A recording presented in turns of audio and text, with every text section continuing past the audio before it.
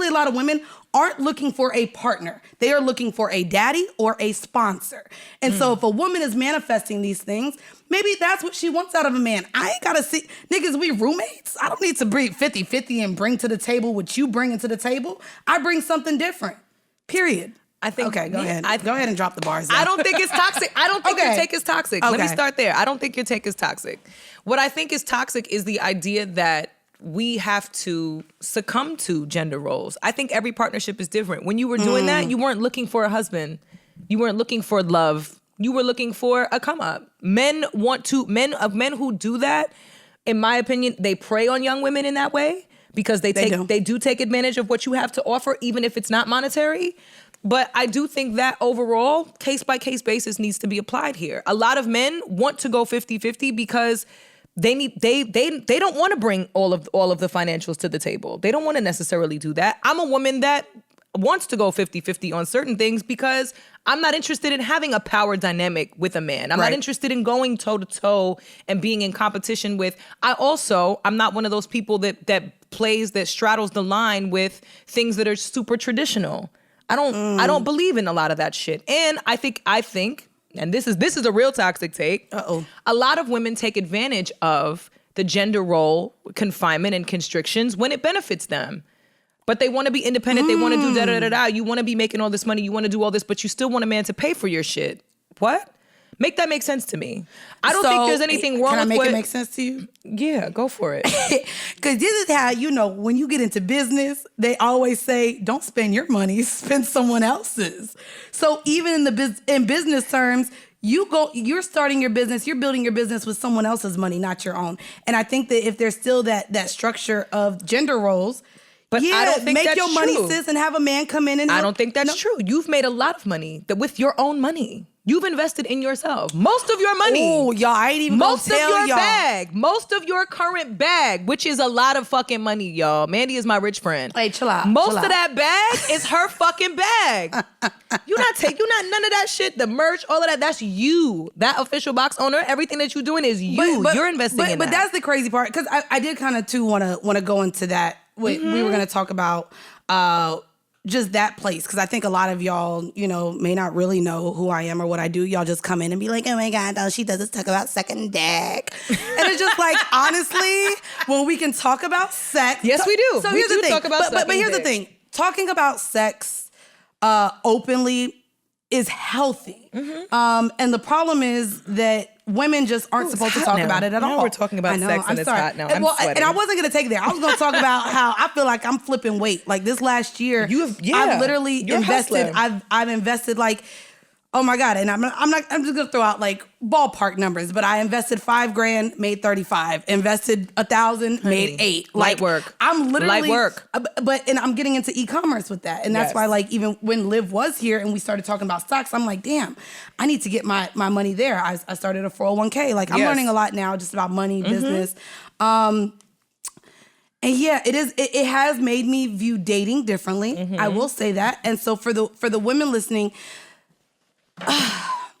it's a lot, because a part of me, and when I was in my whole phase, I'll be honest with you, I was financially dependent on men for different avenues of my life.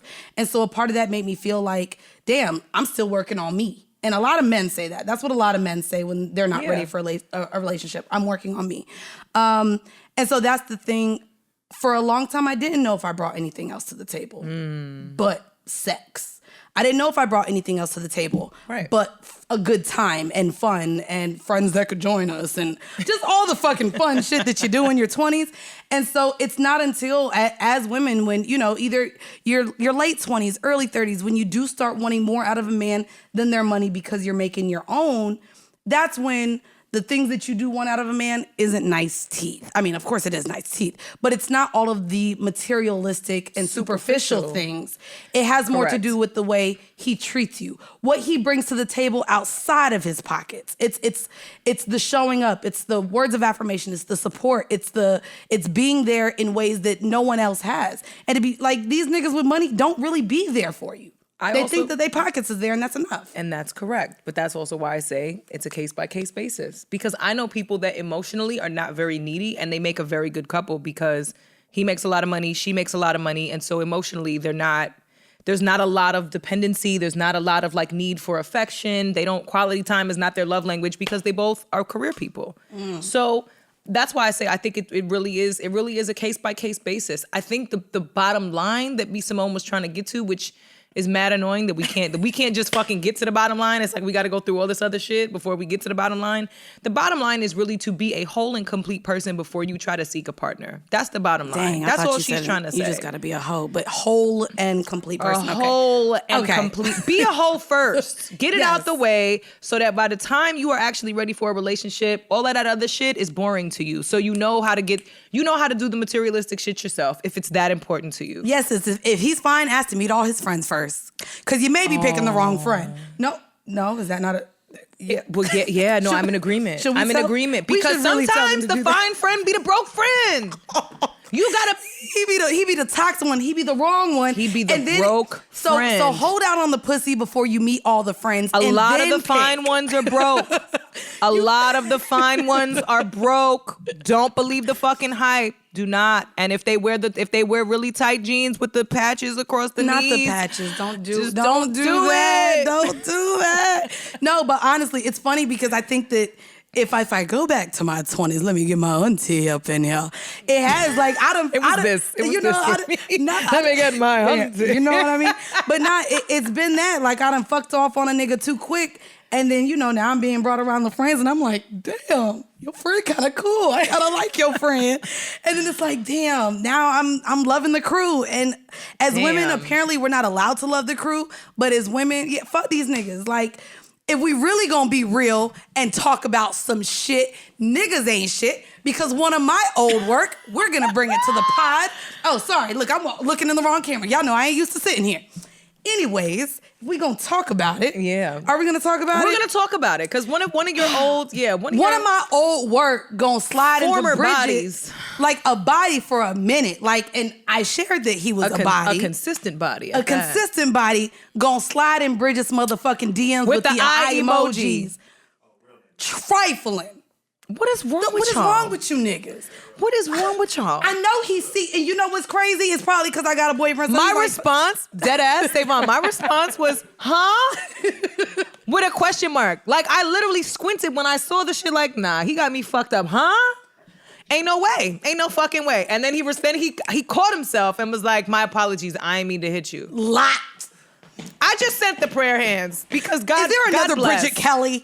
God, like, who did he mean to bless? God bless, bro. God bless. I don't know what the fuck he meant. I don't know. Girl. I'm so mad I ain't fuck his friend now because he was hanging around this one nigga that was beautiful. And I was like, man, I can't be doing both of them. Oh my God. But nah, like that shit kills me. Like, so ladies, if we even go back to again, just what Boosie had to say, how Lori Harvey's moving, don't settle.